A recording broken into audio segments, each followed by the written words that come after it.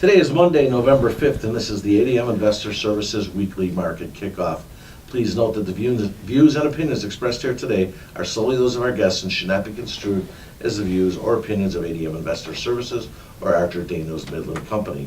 Today's guests are Steve Freed, Vice President of Grain Research at ADMIS, and Alan Bush, ADM Investor Services Senior Financial Economist. Steve, let's start with the grains this morning. Some feel this is a big week for grain prices. Why is that? First of all, we have export numbers today and crop ratings. Some people think the ratings will continue to drop. The midterm election tomorrow should be extremely volatile in all markets, depending upon the outcome. So Wednesday should be a very busy trading day. And then you have the USDA report on Thursday, plus export sales. And some people think that the USDA is going to drop the corn and soybean crops on Thursday. Steve, USDA, you mentioned last week they released their 10-year baseline supply and demand projections for U.S. crops. Some thought it was supportive. Why? Well, first of all, this is for budget reasons. It's not really the OMB, the Outlook people that are putting it out. But first of all, in beans, they said for 19 and 20, the bean carryout would drop to 723 million bushels. This year it's 883.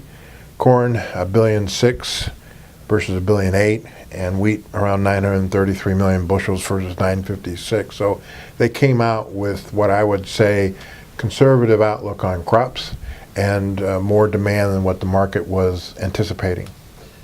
I want to ask your perspective on the latest U.S.-China trade relations, Steve.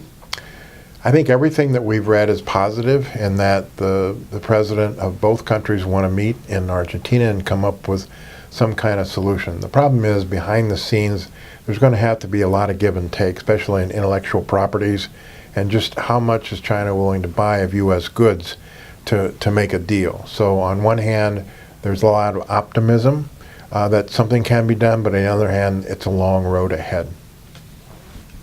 Finally, Steve, what should farmers do if the markets rally from here on what is bearish news? There was one private group that came out and said that next year, 2019, soybean prices will have a range between $7.50 and $9. And obviously the key is going to be the deal with China or no deal and the weather.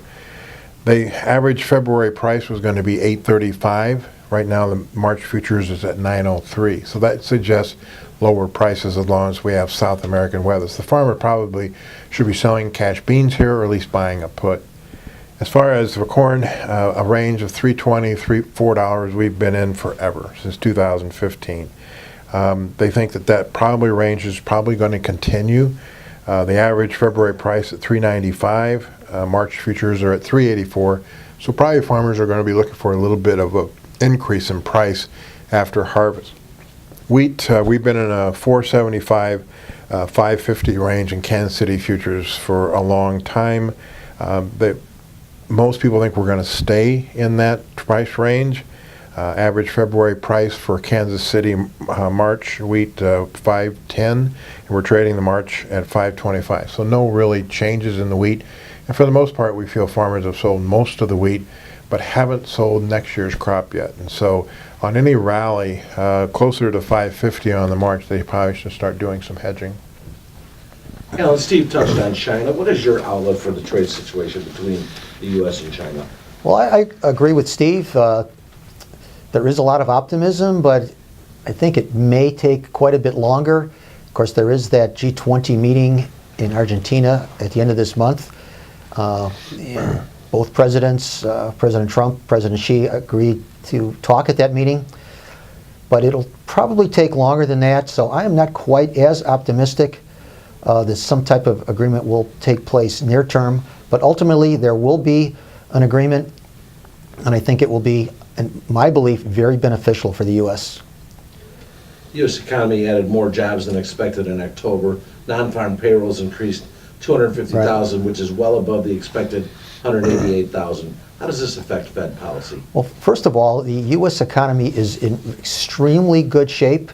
It was not just the non-farm payroll that was so much better than expected, but we also have the unemployment rate at 3.7% at a 48-year low.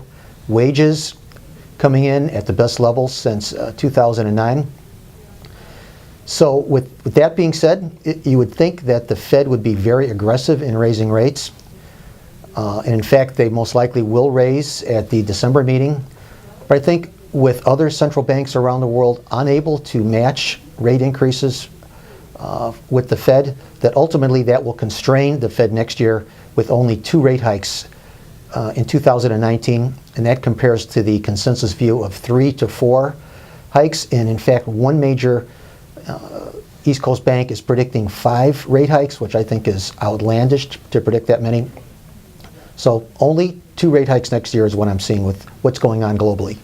Alan, just a general question for you. It seems like financial reports in general vary from importance, in importance from year to year. Back in the early 80s, we looked at money supply and the trade deficit numbers. In addition to unemployment, what financial reports do you think economists are valuing right now? Well, you're absolutely right. Money supply was the report. It was a weekly report, and that's the one that everybody looked at quite a few years ago. Now, really, very few analysts look at that as far as having any importance. More recently, it was the non-farm payroll that dominated, and it still does. But in the last, I would say last year or so, it's the wages numbers that dominate over the non-farm payroll. So that series of reports that we get monthly, the employment numbers, the wages is the most important segment of those series of reports, even surpassing the importance of non-farm payrolls. And what about PPI and CPI and those type of reports? Those are all very important. I would say they're not quite as important as the wages numbers, but inflation is very much a factor in what the Fed looks at and what markets look at. So those are very important reports as well. Great. Alan, finally, most traders are keeping an eye on the midterm elections. How do you think the elections might affect the stock index futures? Well, Steve and I were talking a little bit earlier. If Democrats do well, it would could possibly put some pressure on stock index futures. If the Republicans do well, it could mean some strength. Also, the volatility, though, is going to be very likely extreme with the election results coming in. My feeling, though, is that in the long term, it's the interest rates that dominate, regardless of the outcome of the midterm elections. Ultimately, it's the interest rate situation that I believe will be long-term supportive to stock index futures. Thank you both. Remember, the views and opinions expressed today in this video are solely those of our guests and should not be construed as the views or opinions of ADM Investor Services or Archer Daniels Midland Company. If you'd like more information about our brokerage services, would like to speak to one of our experts about managing your risks, or would like to open a trading account, please visit www.admis.com.